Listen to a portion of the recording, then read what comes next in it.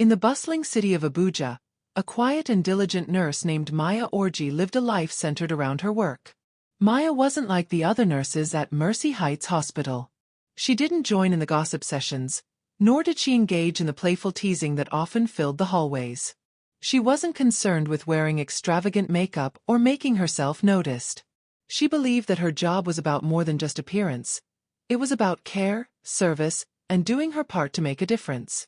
Her mother had often told her, "Care for others with a pure heart, and your reward will come." Welcome to the channel. Thank you so much for your incredible support. Your likes, comments, and shares mean the world to us. Before we dive into today's heart-wrenching story, please subscribe to this channel and turn on notifications for more gripping stories like this. Drop a comment below and let us know where you're watching from. Are you tuning in from Lagos, New York, London, or somewhere else? We love connecting with our global family. Now back to the story. Maya lived by those words. She woke up before dawn every day and made sure she was at the hospital well before her shift started. She was always the last to leave, ensuring every patient's needs were met, no matter how small. Some of her colleagues called her boring, ridiculed her for not joining in the social scenes, but Maya didn't mind. Her heart was set on doing her work with dignity and compassion. At Mercy Heights, the staff was used to impressing the important clients, dressing up, preparing themselves, and treating the VIPs like royalty. Maya, on the other hand, treated every patient the same, whether they were an important politician or a humble janitor. She gave them the same gentle care and respect, making sure to attend to their needs with the utmost sincerity. One evening, just as the sun dipped below the horizon, a storm began to brew in the sky. Thick clouds rolled in, and rain began to fall in heavy sheets, pounding against the windows. Maya had just finished tending to a patient's floor when the emergency bell rang through the hospital, its sound echoing through the halls like a jolt of electricity. "Prepare the VIP room," the head nurse, Ada, called out, rushing through the corridors with a sense of urgency. "It's a special case, big one." Nurses scurried in every direction. Some of them rushed to spray perfume through the hallway, others adjusted their hair, but Maya remained calm.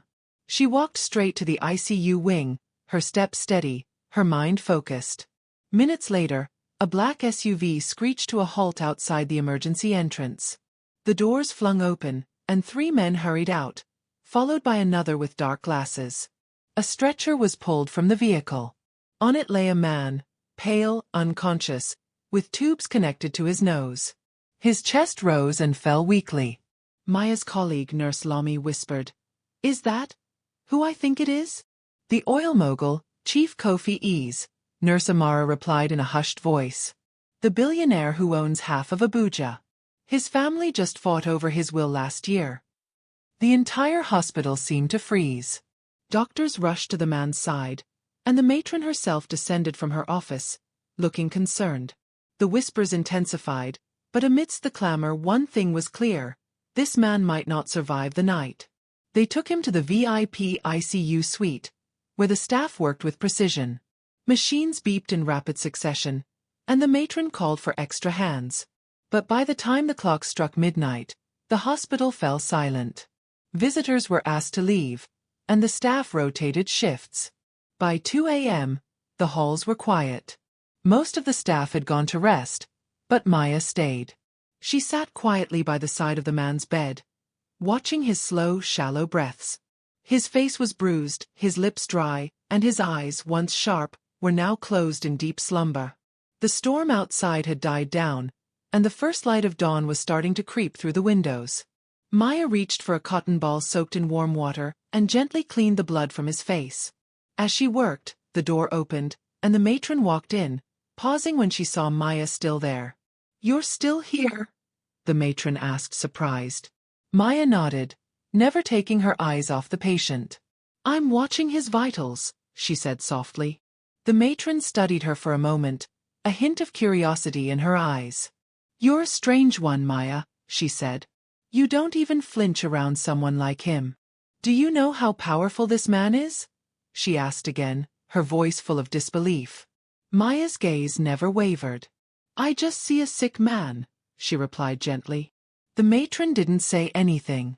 She simply shook her head and left the room, leaving Maya alone with the billionaire, Chief Kofi's.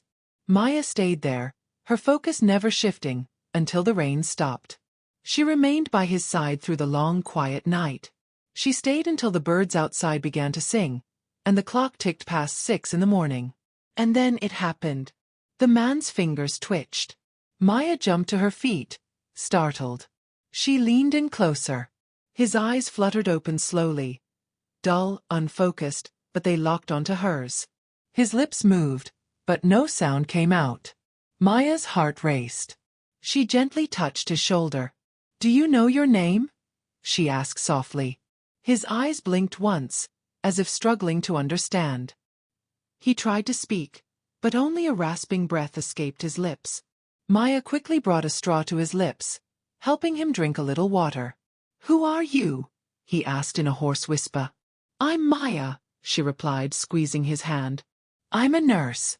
I've been watching over you." The man stared at her for a long time. Maya couldn't tell what he was thinking, but his eyes were full of something that was neither pride nor fear. It was something softer, perhaps even a little sad. "Don't let them near me," he whispered. "Who?" Maya asked, confused. "My people, my staff, my family," he trailed off, his eyes closing as he drifted back into unconsciousness. Maya sat still, the weight of his words settling heavily on her chest. She didn't know what it meant, but she knew one thing for sure. This wasn't just another patient. There was something deeper, something more complex about him. The storm outside had passed, but the storm within the hospital had just begun. The next day, Chief Kofi's family arrived at Mercy Heights Hospital. A sleek black car pulled up to the entrance, and 3 well-dressed men stepped out. They were followed by a woman, her face obscured by a large scarf, and a group of bodyguards. The tension in the air was palpable. They moved quickly, heading straight for the VIP suite where the billionaire lay unconscious. Maya watched them from her station, her eyes darting to the matron, who was busy coordinating the team. There was a flurry of activity as the staff scrambled to make sure everything was perfect for the arrival of the family. "Prepare the room for them," the matron instructed. "Let them see their father." Maya stood still, watching as the family members were led through the hall. The men were tall and broad-shouldered, their faces stern with an air of authority. The woman, in her designer clothes, walked with purpose but kept her distance from the others. Maya's attention, however, was fixed on the man at the center of the storm, the same man she had spent the night with, the one who had trusted her when he trusted no one else. By now, the word had spread about his condition. Everyone knew that Chief Ease was the kind of man whose name stirred power and fear across the city. His wealth had built an empire, and yet, in his final days, he was surrounded by nothing but the cold machinery of a hospital room. As the family gathered around his bed, Maya kept her distance. She wasn't part of their world, no matter how important she was to his survival now. But something inside her stirred. She had watched the billionaire suffer, witnessed the cracks in his facade, and she couldn't help but wonder what had brought him to this point. Hours passed, and by the time evening fell, the family had left, instructed by the matron to give the man some peace. The corridors grew quiet again, the only sounds coming from the faint beeping of the machines and the soft chatter of nurses. Maya stayed at her post, checking on the vitals and ensuring the machines ran smoothly. But there was something different this time. It wasn't just the routine of being a nurse, it was the weight of the unspoken words from the night before. She felt as though she were caught in an emotional whirlwind. The man she had spent the night with had revealed a depth of vulnerability she had never seen before. And now, he was surrounded by a family who didn't seem to care about him beyond what he could offer. She couldn't help but feel a deep sadness for him. By midnight, the hospital was quiet. Maya took her shift, ensuring the patients were well cared for and that the machines beeped at regular intervals. But there was one patient who consumed her thoughts, the billionaire. She couldn't shake the image of his weak and tired face, the way he had trusted her when no one else seemed to. At 3 a.m., after completing her rounds, Maya found herself standing at the door of the ICU, gazing at the man lying in his bed. She hesitated for a moment, then stepped inside, pulling a chair next to his bed. She had become his silent guardian. His world was filled with noise, people, expectations. But for her, he was just another soul in need of care, like the many others she had tended to in her career. She sat quietly, watching him breathe, wondering about his past, about the life he had lived that had brought him to this point. His family had come and gone, but they had left behind a trail of unanswered questions. What kind of man was he when the business deals were done, and the lights had dimmed? What had his life been like outside of the glossy headlines and the endless riches? And then, as if on cue, his fingers twitched again. Maya's heart skipped a beat. She leaned closer to the bed. His eyes fluttered open, and for a moment, they didn't seem to focus on anything in particular. But then they locked onto hers. Where am I? His voice was hoarse and broken, as though he had been calling out for hours. You're in Mercy Heights Hospital, Maya said, her voice calm but filled with concern. You were very ill. You're stable now. You're safe. He blinked, his gaze shifting slowly as if he were processing her words. Safe. He whispered, his hand slowly reaching for the edge of the bed. And they came? His voice was filled with a strange mix of bitterness and confusion. Your family, yes, Maya replied softly. They came to see you, but you need to rest now. A long pause followed as his eyes closed briefly, then reopened, struggling to stay awake. He seemed to search her face as if trying to make sense of the situation. Why are you here? He asked, his voice shaky but insistent. I'm your nurse, Maya replied quietly. I'm here to help you get better. He stared at her, his expression unreadable. You're not like the others, he muttered. They came for the business. For the money. But not you. His eyes seemed to hold 1,000 unspoken words. I don't care about that, Maya said gently, her hand resting on his. I just want you to get better. His lips trembled as he seemed to consider her words. I don't trust them, he whispered, his voice almost lost in the stillness of the room. Who? Maya asked, confused by his words. Anyone, he muttered, his eyes closing. Family. Staff. They want me gone. But you stayed. Maya sat there, her heart heavy with the weight of his words. I'll stay with you, she said, her voice firm but soothing. I'll stay until you're well again. And so she did. She remained by his side day after day. Through his recovery, she became the one constant in his life. He trusted her in a way that no one else seemed to.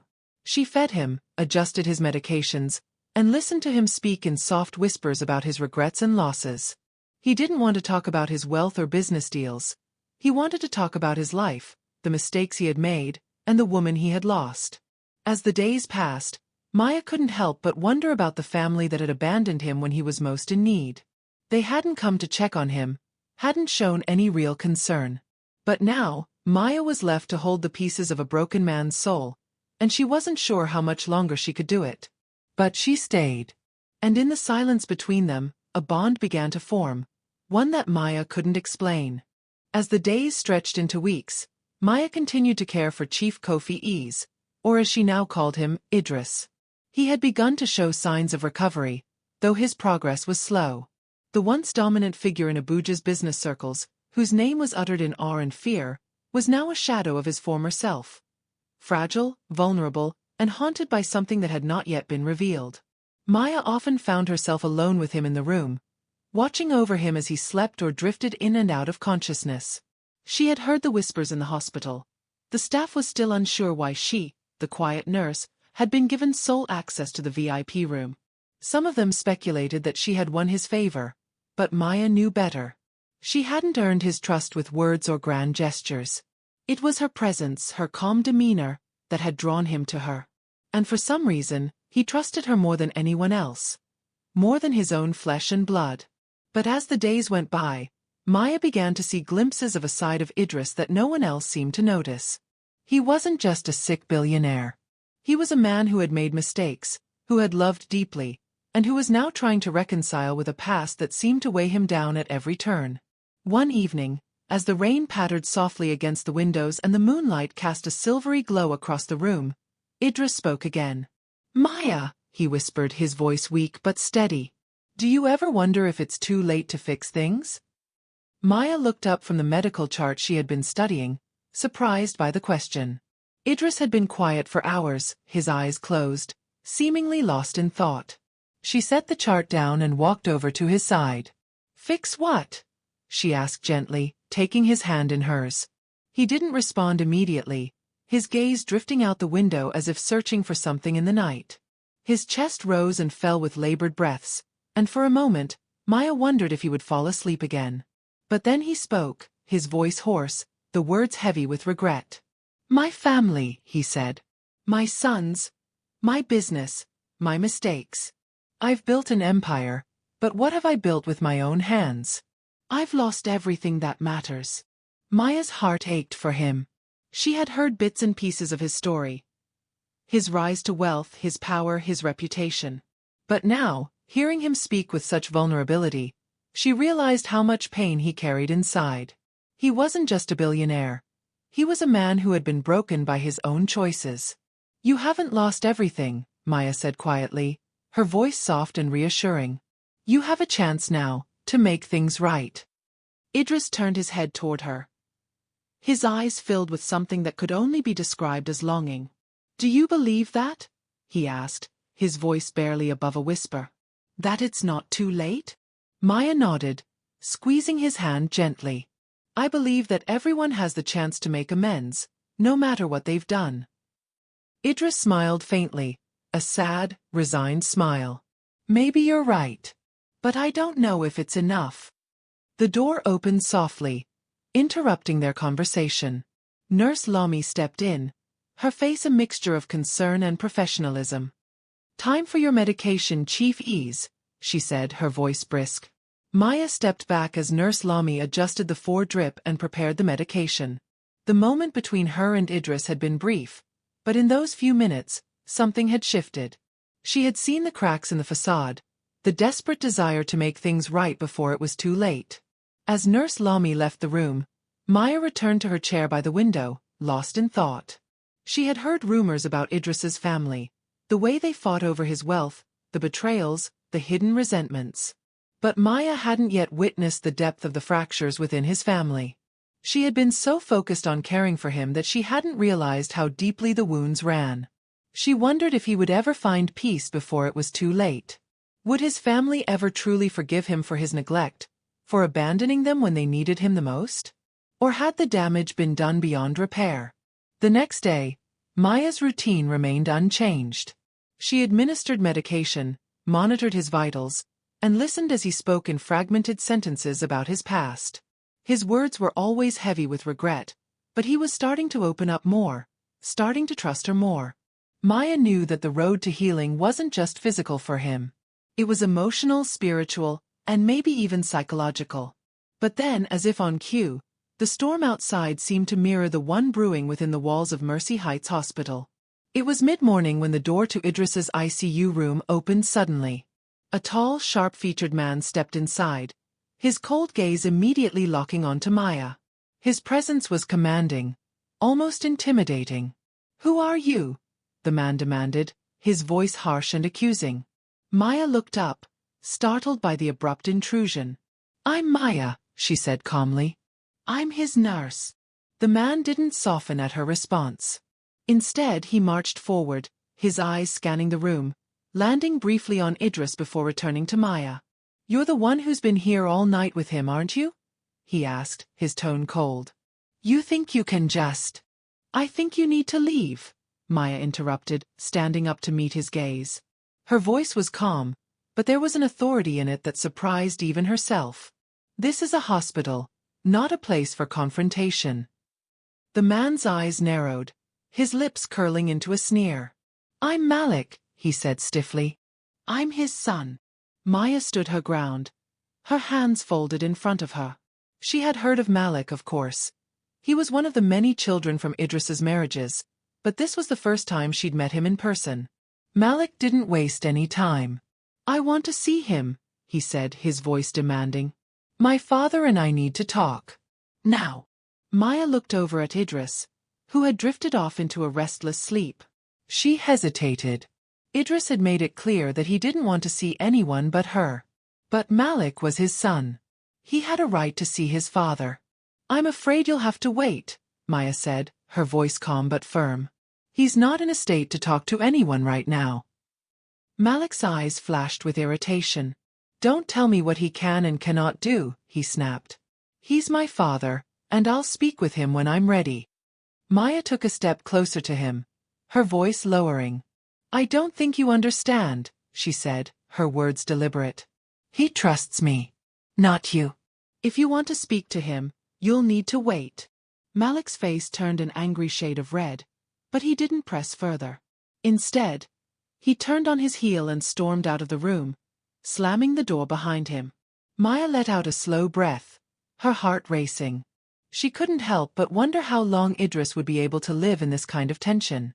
His family, his own flesh and blood, had already started fighting for control, for power, and he wasn't even fully recovered yet. But what could she do? She was just a nurse. She had no power here, no voice in the family matters. All she could do was stay by his side, like she had promised, and help him heal, piece by piece. The storm outside raged on, but within the walls of the hospital, Maya was determined to remain the calm in the chaos.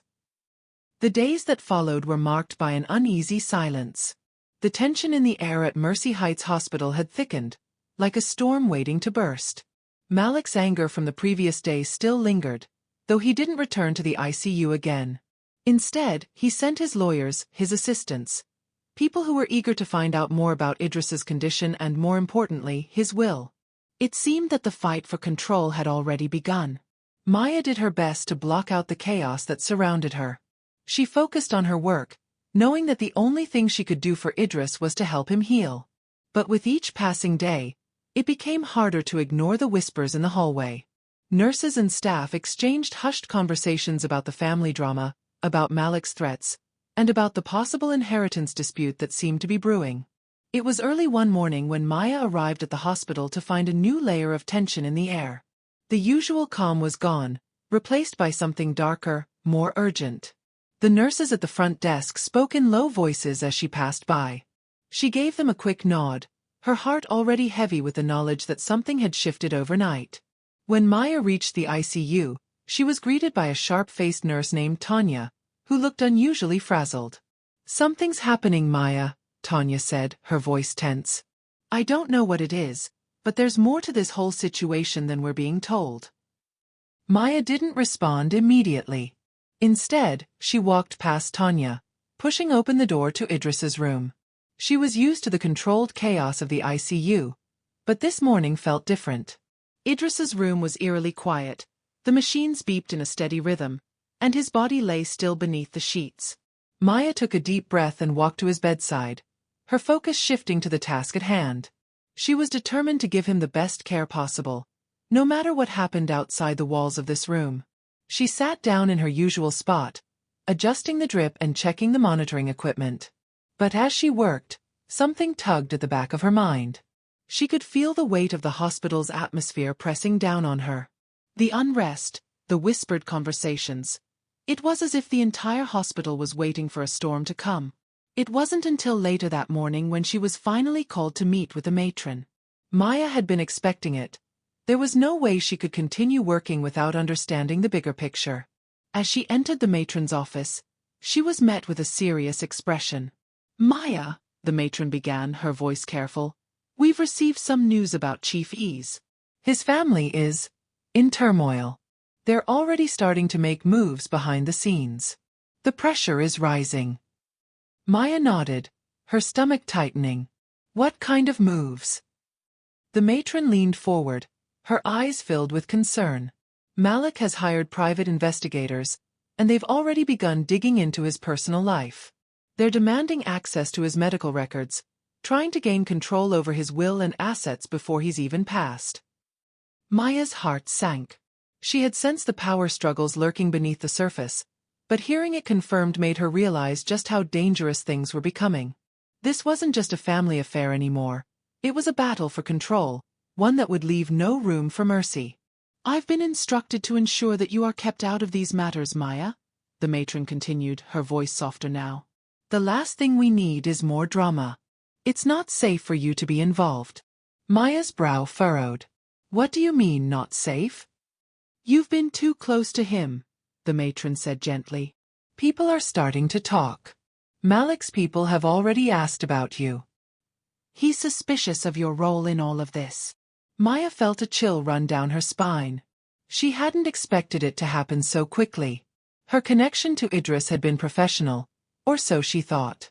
But now, her presence in his life seemed to be stirring more than just whispers. She was becoming a part of the very drama she had tried to avoid. I'm just doing my job, Maya said, her voice steady but firm. I'm here to take care of him, nothing more.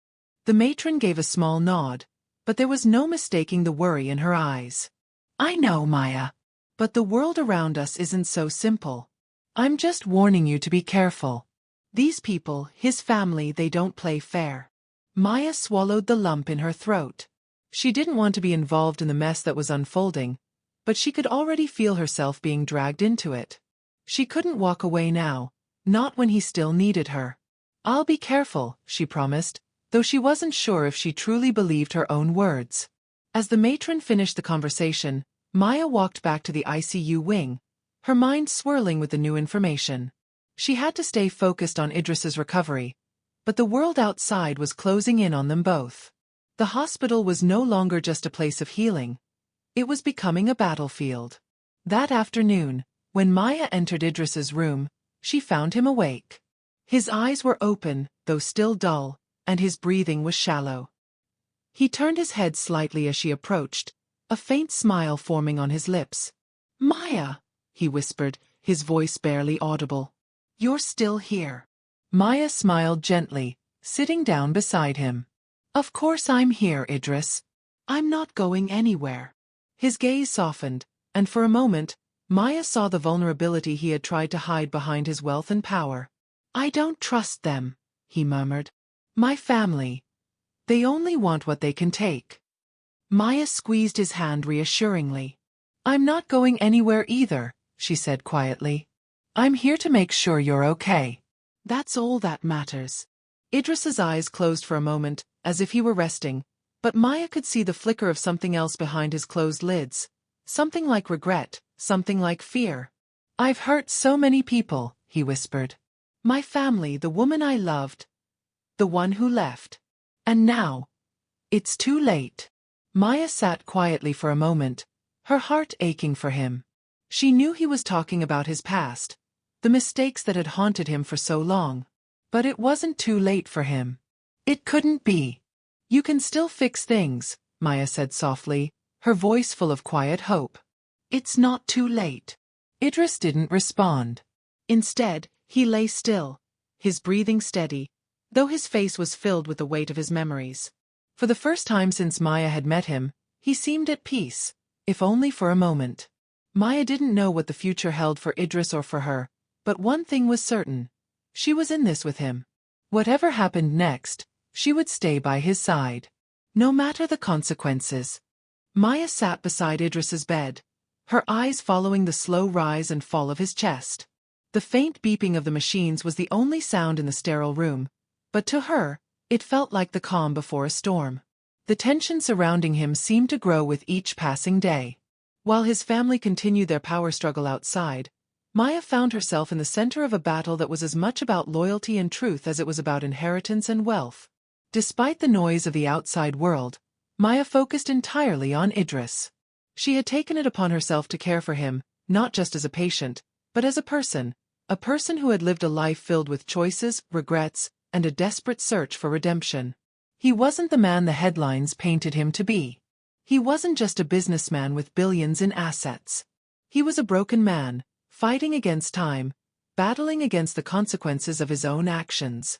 One evening, after finishing her rounds and making sure everything in the ICU was running smoothly, Maya was once again drawn into the tension that had been brewing in the hospital. The door to Idris's room opened abruptly. It was Malik. His sharp eyes locked onto Maya with a cold intensity. Is he still alive? Malik's voice was laced with bitterness. Maya stood up slowly, keeping her distance. She had learned to be careful with him. There was an anger in his presence, a rage that simmered just below the surface. He's stable, she replied calmly, not willing to let his hostility unsettle her. He's resting now. Malik's gaze flicked to the figure in the bed, his expression unreadable. For a long moment, he didn't say anything. He just stood there, watching his father, a mix of frustration and disbelief etched on his face. "What are you doing here?" Maya asked, her voice low but firm. "This isn't the time for you to make demands." Malik stepped forward, ignoring her words. "I need to talk to him," he said, his voice rising in anger. "I need him to wake up and fix this. I need him to make things right before it's too late." Maya shook her head. "You don't understand," she said softly. "He's not a machine you can control. He's a man, one who's lived a life full of mistakes and regrets. You can't just demand answers from him like you demand control over his empire." Malik's face twisted with rage. "You don't know anything about me or my family," he spat, his words sharp. "I've been the one to carry the weight of this family, not him.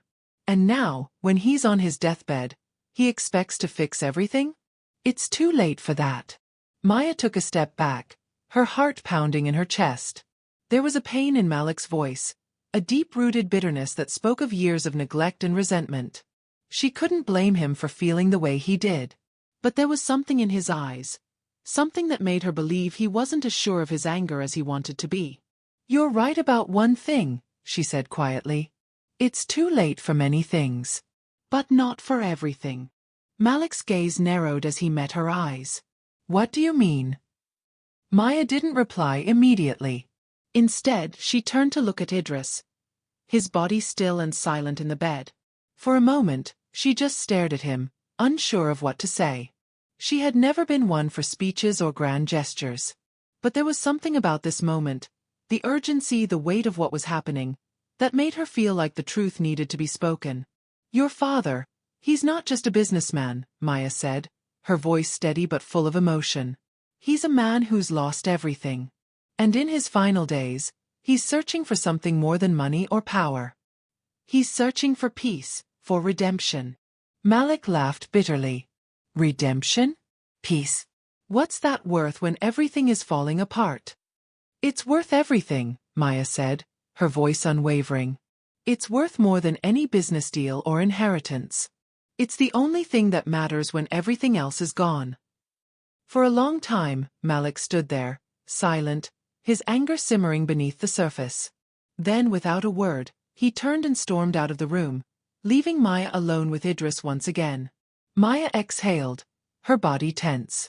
She knew that Malik's anger wasn't just about his father's wealth. It was about the years of neglect, the broken promises, and the wounds that had never healed. But she couldn't help him with that. She couldn't fix the relationship between father and son. All she could do was offer a quiet presence, a listening ear, and the hope that Idris would find the peace he was so desperately searching for. As the evening wore on, Maya stayed by Idris's side. The quiet hum of the machines was the only sound that filled the room, and she could feel the weight of the world pressing down on her. She didn't know how much longer she could keep up the facade.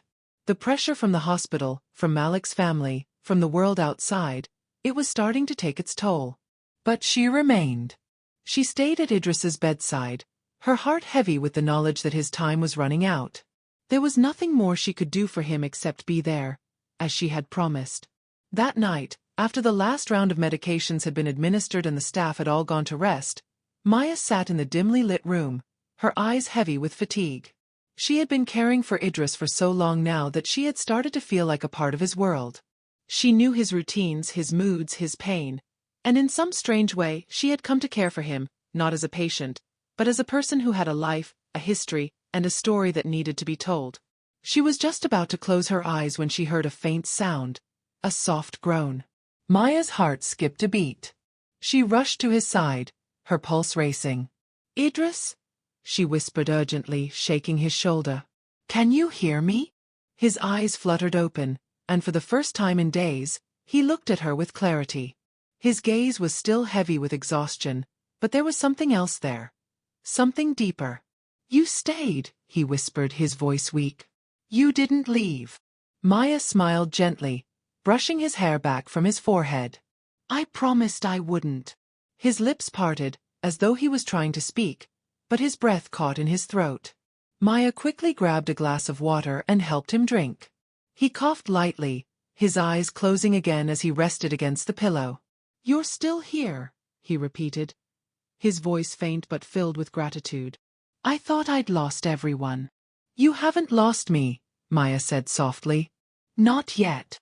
Idris's eyes met hers, and for the first time since she'd met him, she saw a glimmer of something in his eyes, a hint of peace, of acceptance. He didn't speak again, but Maya knew, somehow, that he was ready to face whatever was coming next. And as the night stretched on, Maya sat there, her hand resting gently on his. The storm outside had long passed, but the real storm, the one that had been brewing in his heart for so many years, was still raging. But maybe, just maybe, it wasn't too late for him to find his way back. The days blurred together, each one fading into the next, marked only by the rhythmic beeping of the machines in the ICU. Maya had grown accustomed to the constant vigilance, the steady routines, and the quiet tension in the air. But she couldn't ignore the deep sense of uncertainty that had taken root within her. Despite the progress Idris had made, the weight of his past, the regrets, the decisions that had shaped his life, was heavier than ever. Maya continued to stay by his side, offering care with a steady hand, tending to him with the same quiet compassion that had first drawn him to her. But as the days passed, the atmosphere in the hospital seemed to change. The whispers from the staff grew louder, more insistent. Malik's presence was becoming more frequent, and his demands more forceful. He had begun to insist on taking control of his father's affairs, demanding access to medical records and pushing for updates on his father's health at every turn. It was becoming clear to Maya that the fight for control of the Ease family empire was only just beginning. But despite the chaos outside, Idris remained calm. He didn't engage with his family's drama. Instead, he focused on the present, on the slow and painful process of healing. Maya could see it in his eyes, the desperation to make amends, to fix the mistakes of his past before it was too late. But no matter how hard he tried, the shadow of his past loomed over him. One afternoon, as the sun dipped low in the sky, casting long shadows across the hospital room, Idris spoke again, his voice barely above a whisper. "Maya," he said, his breath shallow but his words clear. "I don't know if I can do this anymore. I've tried. I've tried to make things right, but I don't know if it's enough." Maya, who had been checking his vitals, looked up at him, her heart aching at the despair in his voice. "What do you mean?" she asked softly, her hand resting gently on his. "I've spent my entire life building this empire," he continued, his eyes fixed on the ceiling. "I've made deals, built businesses, accumulated wealth. But in the end, what does it matter? None of it means anything if I've lost the people I love. If I've lost myself in the process." Maya took a deep breath, trying to steady her own emotions. She had heard him speak of his regrets before, but this time, it was different. There was a rawness in his words, a sense of finality that unsettled her. "You're not lost, Idris," she said quietly. "You may have made mistakes, but you're still here. You still have the chance to make things right. You still have time." Idris turned his head to meet her gaze, his eyes tired but searching. "Do you really believe that?" he asked, his voice breaking with emotion. "Do you think I can still fix the damage I've caused? The people I've hurt?" Maya hesitated for a moment, considering his question. The truth was, she didn't know. She didn't know if it was possible for him to fix everything, to undo the years of mistakes and broken relationships. But she also knew that redemption wasn't about perfection.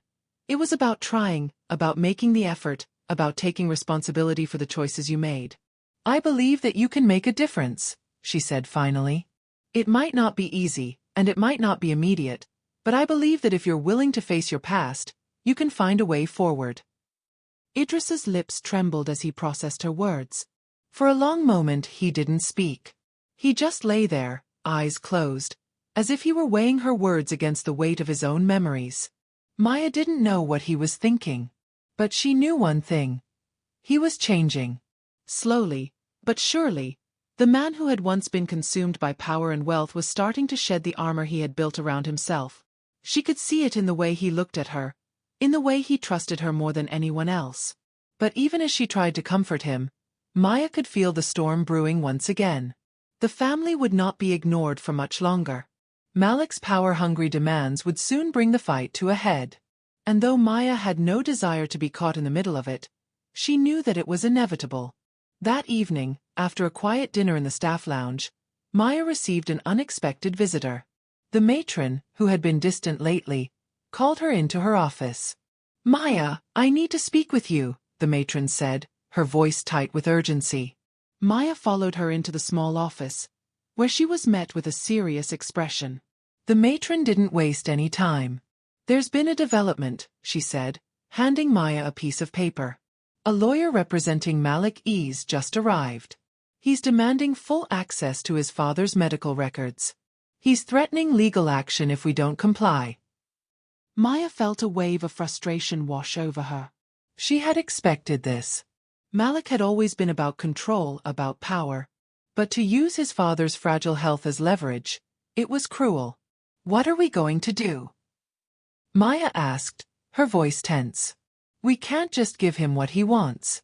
We have a responsibility to Idris." The matron sighed, rubbing her temples. "I know, Maya. But the situation is complicated. The family is pushing hard.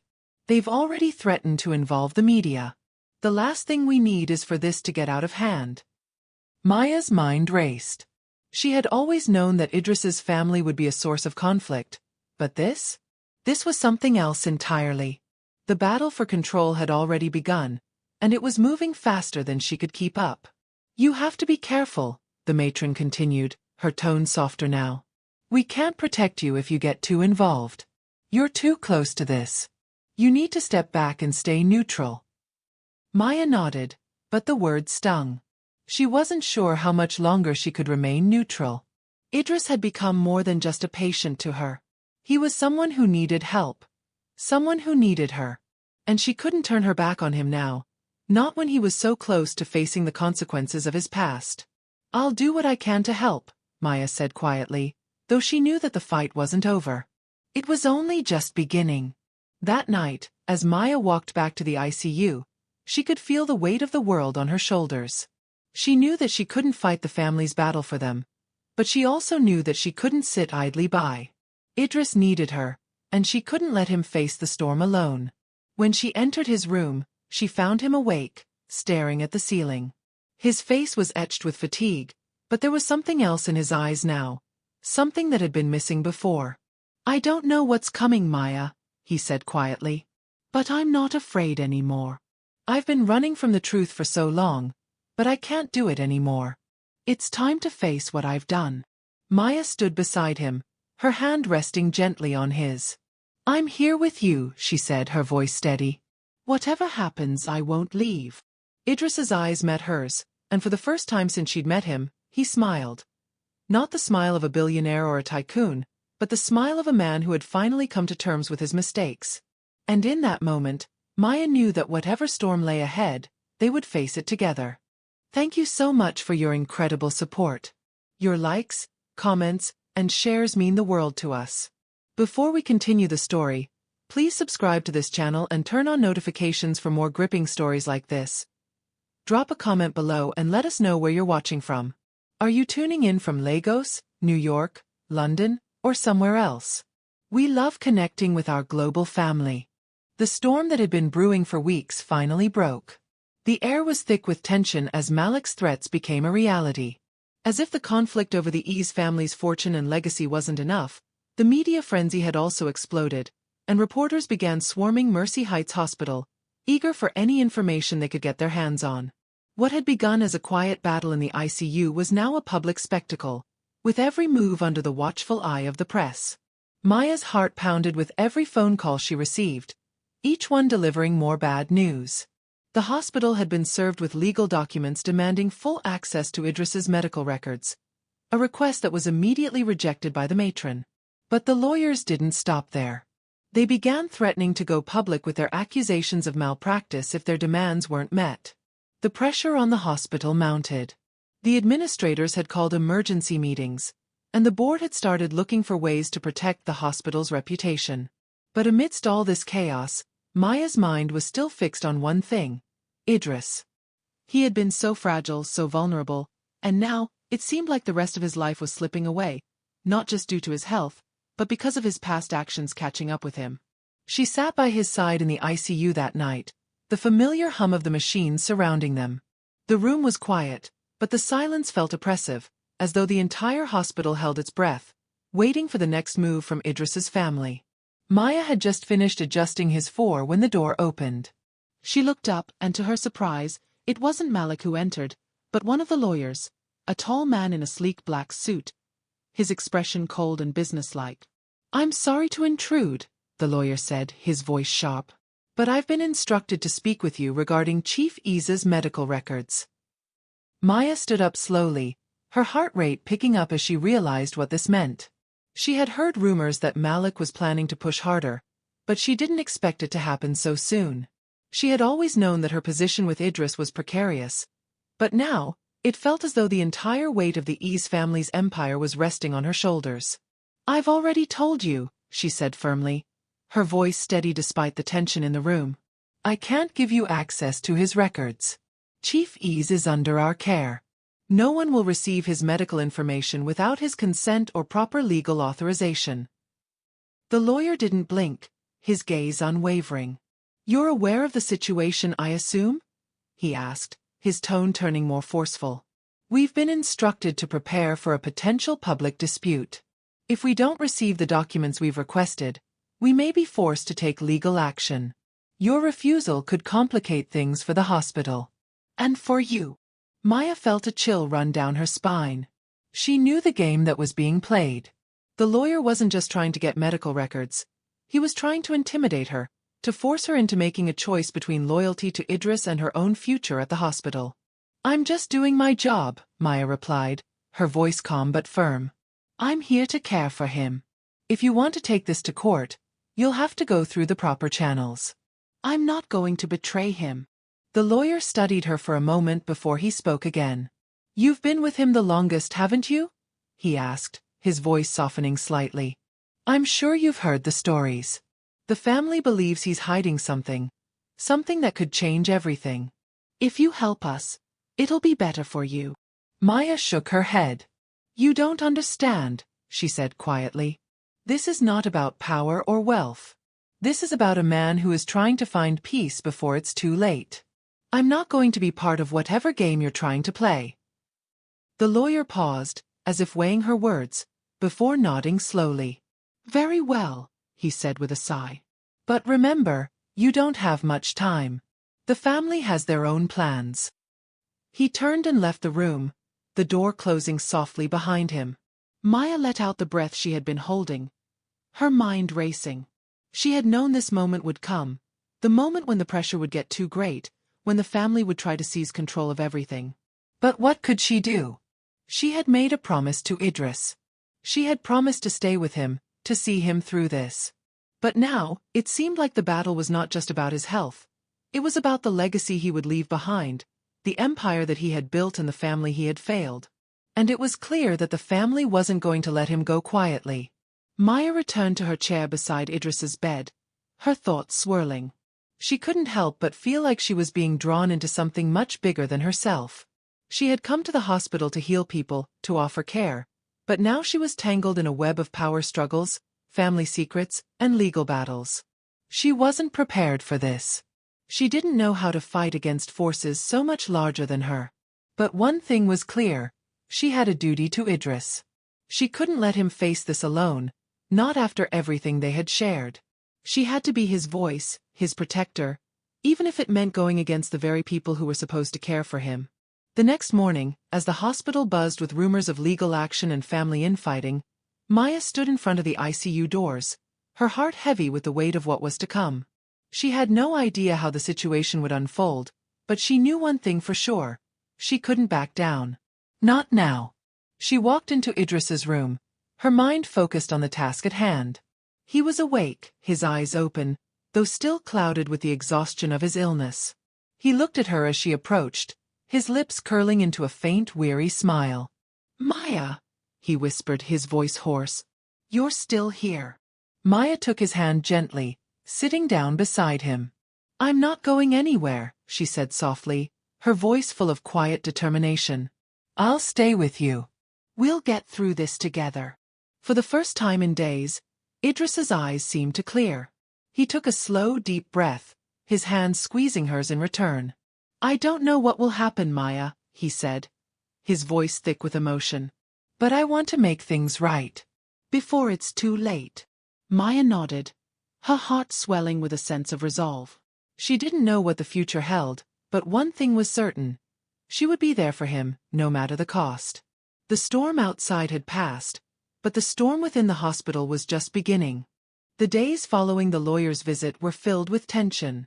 The pressure on Maya grew as she became the focal point of a battle that was unfolding both inside and outside the walls of Mercy Heights Hospital. She had always prided herself on being a professional. Focused, calm, and detached from the drama that often accompanied the lives of her patients. But this was different. The battle for Idris's legacy, his family's infighting, and the growing media frenzy had now become a part of her life in ways she could not escape. Idris's health had improved marginally, but his mind remained restless. The moments when he was awake were filled with flashes of clarity, but also with confusion and pain. The conversations between them had become more frequent, though his words were often muddled with regrets. Maya had listened, truly listened to every one of them, hoping that somehow, her presence could provide him the peace he was searching for. But outside his room, the chaos never stopped. The media storm had intensified. Reporters camped outside the hospital, shouting questions through the gates, snapping photos of anyone who passed by. The stories they told were far from accurate, twisted by the promise of sensationalism. The Ease family was front-page news.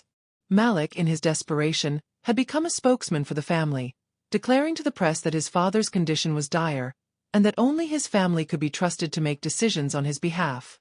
Meanwhile, his cousins and various relatives made appearances at the hospital, all claiming to be the rightful heir to Idris's fortune. As the days wore on, the conflict escalated. Maya had heard the staff gossiping about Malik's plans to challenge his father's will. There was talk of power of attorney, and rumors that the family was working on securing signatures that would give them complete control of the estate, overriding anything Idris had said or done in his weakened state. Maya was the only one who truly knew the gravity of the situation, that Idris, now more than ever, needed to make amends. He needed to tell his side of the story before it was too late. But his family seemed determined to silence him. One afternoon, as Maya sat beside Idris, adjusting his oxygen mask, the door to the ICU swung open abruptly. Malik walked in, his face set in stone. His sharp eyes locked onto Maya, and for a moment, the air between them was thick with animosity. "You," Malik said, his voice tight. "You're still here." Maya didn't flinch. She had learned how to stand her ground with him. "I'm his nurse. I'm here to care for him," she said simply, keeping her tone neutral. Malik's lips curled into a sneer. "Care for him?" he scoffed. "Or are you just trying to secure your own future? His family, his sons have been kept away. But you, what's your angle, nurse?" Maya took a deep breath, her patience wearing thin. "You don't know me, Malik," she said, her voice steady but firm. "I'm here because he needs someone he can trust. And right now, you're not helping him, you're making it worse." Malik's eyes narrowed dangerously. "You think you know what's best for him?" he hissed. "You're nothing but a nurse. No one special. You're just a stepping stone in his final moments." Maya's heart raced as she realized the depth of his bitterness. It wasn't just about the inheritance, it was about years of anger, of neglect, of being overshadowed by his father's empire. Malik was losing control, and this was how it manifested. Through his words, through his threats. "Leave," Maya said, her voice no longer calm. "You're not welcome here." Malik didn't move for a moment. He stood there, staring at her as if trying to read her, trying to find some weakness, some crack in her composure. But there was none. Maya stood her ground, her eyes unwavering. "You'll regret this," Malik muttered, his voice low, almost threatening. He turned on his heel and left the room without another word. Maya sank into the chair beside Idris's bed, her heart still racing from the confrontation. She hadn't expected Malik to lash out like that. But his anger wasn't surprising. It was as if his entire world was collapsing around him, and all he could do was grasp at whatever power he could find. She looked over at Idris, who had been silent through the exchange. His eyes were open now, though his gaze seemed distant, as if he were somewhere far away, lost in his own thoughts. "I'm sorry you have to deal with this," Maya whispered, brushing a stray lock of hair from his forehead. "I'm doing everything I can to help you, but your family, they don't understand. They don't care about what you need. They only care about what they can take." Idris's lips parted slightly, as if he wanted to say something, but no words came. His chest rose and fell, slow and labored. "Please, Idris," Maya continued, her voice thick with emotion. "Tell me what you need. Tell me what I can do to help. You don't deserve this. You don't deserve to be forgotten by your own blood." Idris closed his eyes again, and for a moment, Maya thought he had drifted off to sleep. But then, as if the weight of her words had reached him, he spoke softly, his voice barely audible. "They never cared," he whispered. "They never cared about me, Maya. I built this empire, I gave them everything, and yet—" Maya placed her hand on his. "You're not alone," she said gently. "I'm here with you. We'll figure this out together." The days passed in a blur of tension and uncertainty. Every time Maya entered the ICU, she braced herself for the next confrontation. The family continued to push for control, but Idris remained steadfast, his only desire being to make peace before the end. And then, one afternoon, Maya received an unexpected call. The matron informed her that there was a meeting scheduled with the hospital board. A lawyer representing Malik had called for a formal review of Idris's medical condition and his ability to make decisions. They were attempting to use his fragile state to claim control of his assets. Maya knew what this meant. The final battle was approaching, and there was nothing she could do to stop it.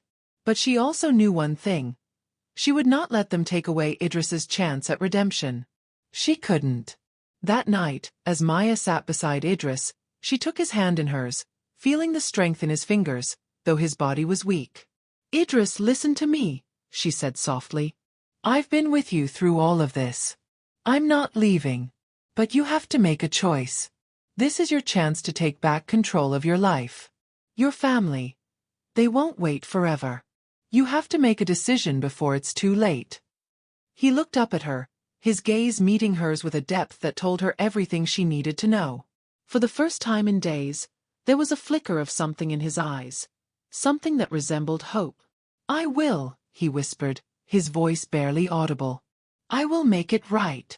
And for the first time, Maya believed him. The air in the hospital felt different now. It was as if the very walls of Mercy Heights Hospital had absorbed the pressure of the past few weeks, the weight of the legal threats, the media frenzy, and the growing turmoil within the Ease family. Maya felt the change, the shift, though she wasn't sure how to describe it. It was the kind of tension that clung to her skin, heavy and undeniable. Idris was still weak, still fighting. But Maya could see something in him that hadn't been there before. There was a resolve now, a glimmer of strength, and for the first time in days, he seemed determined. He had spent the past few days in a deep conversation with himself, weighing his choices. But now, as he lay in the ICU, his eyes were clearer, his mind sharper. There was no longer the cloud of confusion or fear that had hung over him before. Maya didn't know what had changed. She didn't know what had happened between those quiet moments when she was away.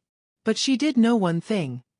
Idris was finally ready to face the consequences of his actions. He was finally ready to stand up for himself.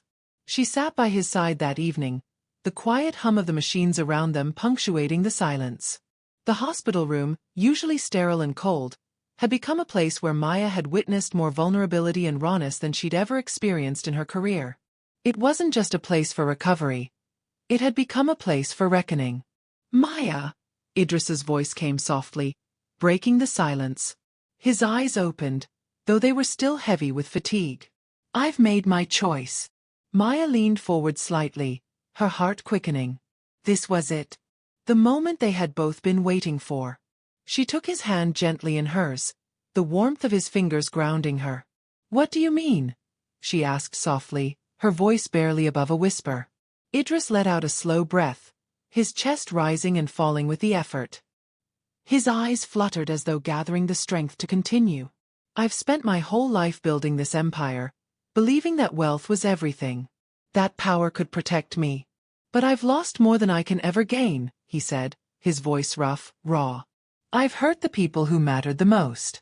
And for what? Maya didn't respond immediately. She simply sat there, holding his hand, letting him speak. She knew the weight of what he was saying. She knew the depth of his regrets, but she also understood that there was a catharsis in acknowledging the truth, in letting go of the illusion that power could solve everything. I never truly had peace, Idris continued, his gaze meeting hers, as though searching for something in her eyes. I thought I could buy it, I thought I could control it. But the only thing I've built is a wall. A wall between me and everyone who mattered. And now it's too late to tear it down. Maya's heart ached for him. She had seen the power, the money, the status, but she had also seen the man underneath. The broken man who longed for redemption, for reconciliation, for peace. It's never too late, Maya said, her voice soft but firm. You can still make things right. Not for them. Not for the money. But for yourself. Idris's lips trembled slightly, and for a moment, Maya thought he might say something more. But then, as if the weight of his own words had exhausted him, his eyes fluttered shut again, and he fell into a restless sleep. Maya sat in the quiet room, her thoughts swirling. She had seen the man behind the wealth, the man behind the name that everyone revered and feared. But there was so much more to Idris than the media painted. He wasn't just a billionaire or a business tycoon.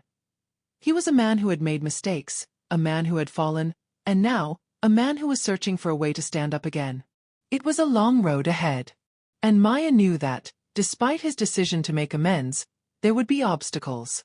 His family would fight him. Malik and the others would push for control of everything he had built. But Idris had made his choice, and that was the first step toward healing. The next morning, things began to shift at the hospital. The lawyer from Malik's side returned, as expected. But this time, his visit was different. There was no anger in his voice, no demands for medical records. Instead, he seemed more measured, more cautious. I've spoken to my client, he said, standing just inside the door to the ICU. There's a change in plans. We've decided to wait. Maya looked up, surprised. Wait. The lawyer nodded, his face impassive. Yes. Malik has agreed to give your client some time. But this doesn't mean the matter is settled. We're still moving forward, but for now, we're allowing him to recover. Maya frowned. She didn't trust this sudden shift. She knew that Malik's decision was likely strategic. He was playing a long game, biding his time. But the fact that Idris had made a decision, had chosen to stand firm in the face of his family's pressure, meant something. It meant that Malik was starting to lose his grip. So, we're just supposed to sit here and wait? Maya asked, crossing her arms over her chest. The lawyer gave a slight nod, his face unreadable. That's the current agreement. But things will change once your client is fully recovered. Maya stared at him for a long moment, her thoughts racing. This wasn't over, not by a long shot. The lawyer's words confirmed what she had feared. The family was only giving Idris a temporary reprieve. The battle for control was far from finished.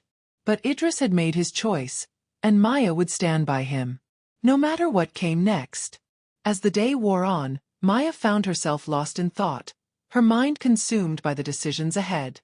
She spent the afternoon with Idris, keeping him company as he slept fitfully, his breathing shallow but steady. She watched the slow rise and fall of his chest, and for the first time in days, she felt a small spark of hope. He wasn't giving up. Neither would she.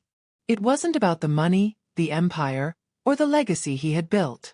It was about redemption. It was about healing.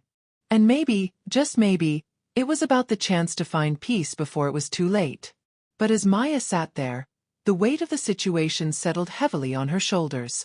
She had made a promise to Idris, but now it seemed that promise would lead her down a road that was darker and more dangerous than she could have ever imagined. That night, she stayed by his side longer than usual, the quiet beeping of the machines her only company. She wasn't sure what tomorrow would bring, But she knew one thing for certain. She would face it with him. The storm that had started to build wasn't finished yet. But for the first time, Maya didn't feel afraid. She was ready. The morning after the lawyer's visit, Maya awoke to a sense of foreboding she couldn't shake. The hospital, usually filled with the hum of normal activity, now seemed eerily still. The usual buzz of nurses and doctors moving down the hallways felt muted, as if they too were waiting for something they couldn't predict. The tension had seeped into the walls of Mercy Heights, and Maya could feel it pressing down on her chest, thickening the air. As she walked down the hallway to the ICU, she found herself caught in the buzz of whispered conversations. Staff members who usually worked with her, nurses she had known for years, were now avoiding her gaze. Their eyes were filled with uncertainty, and it wasn't just about the increasing number of visitors from Malik's side of the family. There was something else, something beneath the surface. Maya couldn't put her finger on it, but she knew something was about to change, something was about to break. When she reached Idris's room, she found it empty of any family members, a rare moment of silence in the chaos that had gripped the hospital. He was awake, though, and his eyes followed her as she entered. His condition had improved slightly over the past few days, but there was no mistaking the exhaustion in his features. He was still very much caught between life and death, caught between making amends and the weight of his past. "Maya," Idris whispered, his voice still hoarse. "They're coming for me, aren't they?" Maya stood by his side, pulling a chair closer to the bed. "Who's coming for you?" she asked gently, though she already knew the answer. "The family," Idris replied with a weak smile, though his eyes were filled with an intensity that Maya hadn't seen before. "They want everything. Control. My company. My name." Maya didn't know what to say.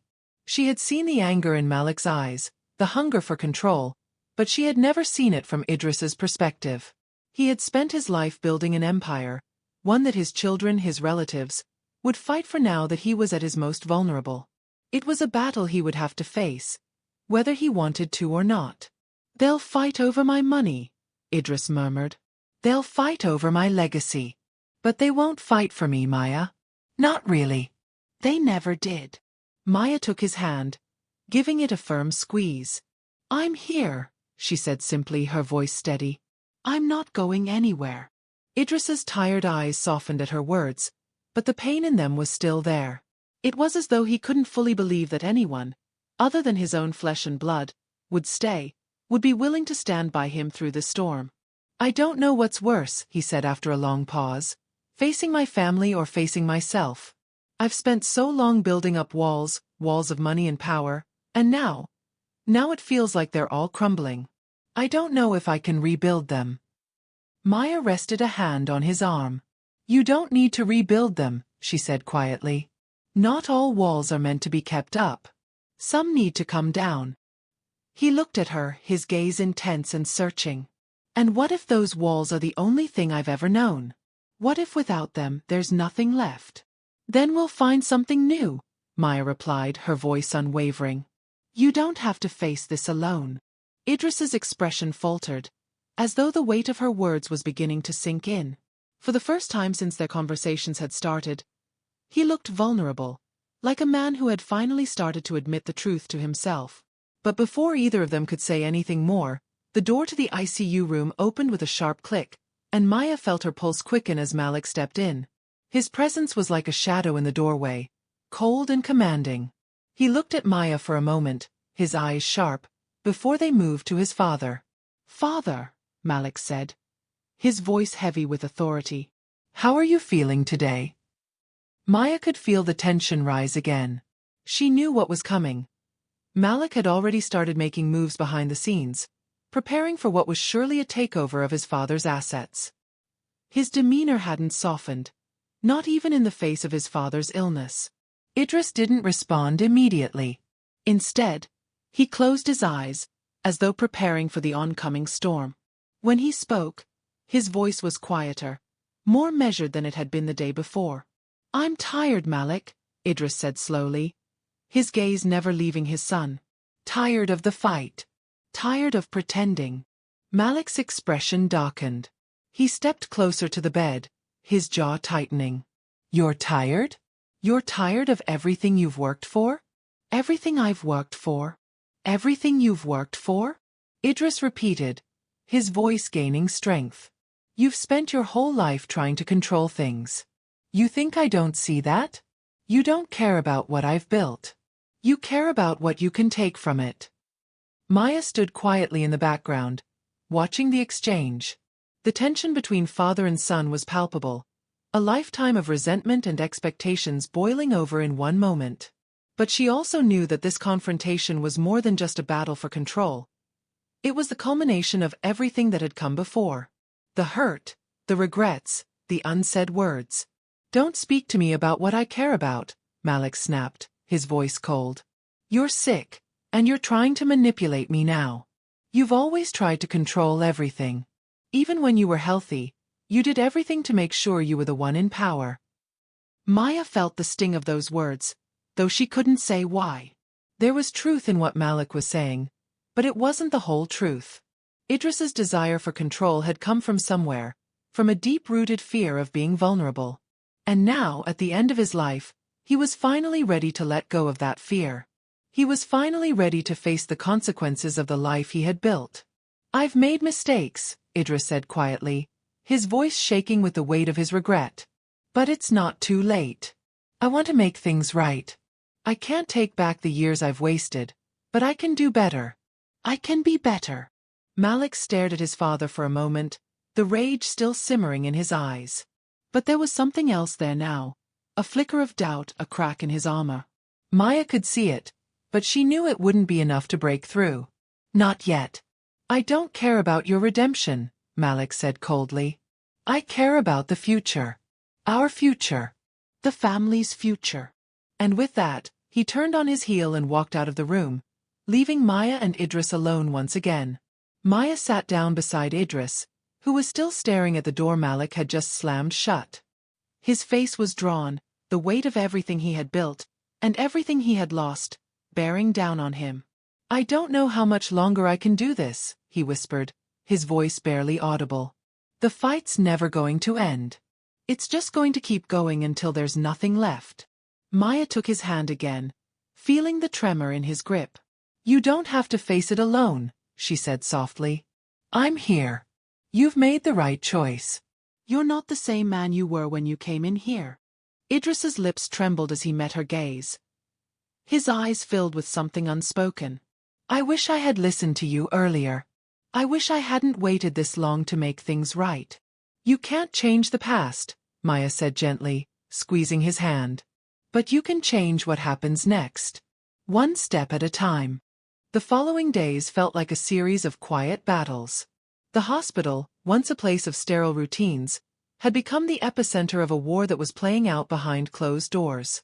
As the Ease family's conflict escalated, Malik's grip on his father's legacy tightened, even as Idris's health remained frail and fragile. Every day, it seemed like the battle for control of the Ease empire took a new turn. But the one thing that never changed was the presence of Maya at Idris's side. She was his constant, his unwavering support, as the family around him tore itself apart. Idris had made a choice. He had chosen to face his past and seek redemption, but that didn't make it any easier. As the hours passed and the storm outside raged on, he found himself facing not just the physical toll of his illness, but the emotional weight of everything he had done. His family, his legacy, his wealth. All of it felt like an impossible burden, one he had carried for too long. Maya could see the toll it was taking on him. His eyes were dull, the spark of life dimming with each passing day.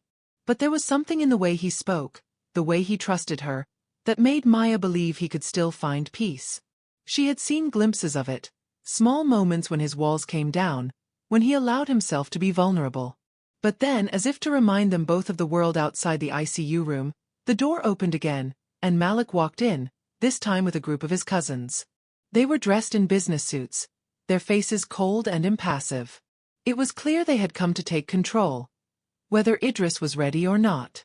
Maya stood up, sensing the shift in the air. She had no illusions about the power dynamics at play here. The Ease family had long been a powerful force in Abuja, and now, with Idris's health in decline, they saw an opportunity to take what they believed was rightfully theirs. Father, Malik began, his voice firm, We need to discuss the future of the family business.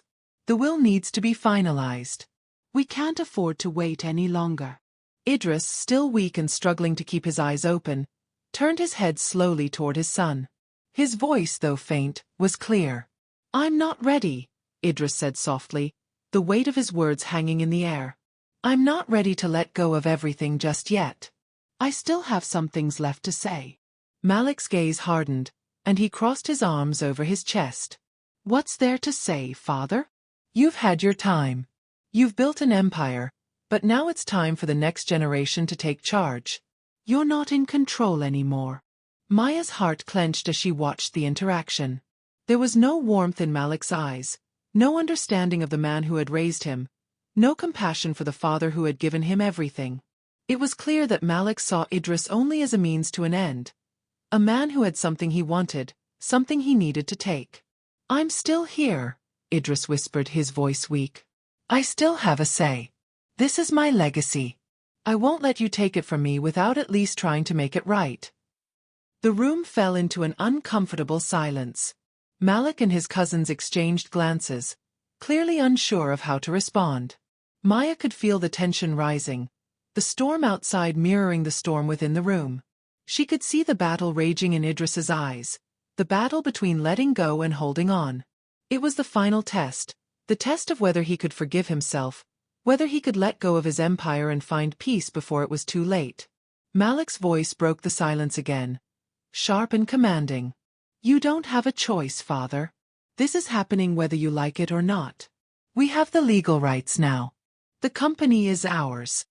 Maya took a deep breath, stepping forward, her voice steady as she addressed Malik. "It's not just about the company. It's about something much bigger. It's about family. It's about understanding, about forgiveness. But you're so caught up in the fight for power that you've forgotten what truly matters." Malik's eyes flicked toward her, his expression darkening. "And what would you know about it? You're just a nurse.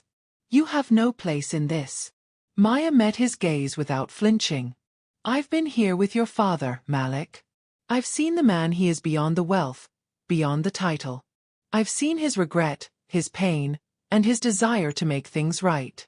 But you only see what you can take." Malik took a step toward her, his anger palpable. "You think you know me? You think you know anything about this family?" Maya didn't back down. "I know more than you think. I know your father is trying to find peace. And that's something you'll never understand as long as you keep chasing power." The silence that followed was deafening. For a moment, Malik didn't move. Then, with a final glance at his father, he turned and left the room, his cousins following behind him. The door clicked shut, leaving only Maya and Idris alone in the quiet ICU once again. Maya exhaled, her body suddenly feeling heavier, as if the weight of the last few minutes had been more than she could carry. She turned to Idris, who was watching her with a mixture of exhaustion and gratitude in his eyes. "You're still here," he said softly. "Still fighting for me." Maya sat back down beside him, her hand gently resting on his. "I'm not fighting for you, Idris. I'm fighting for your peace. You deserve it. You've spent so long chasing everything else.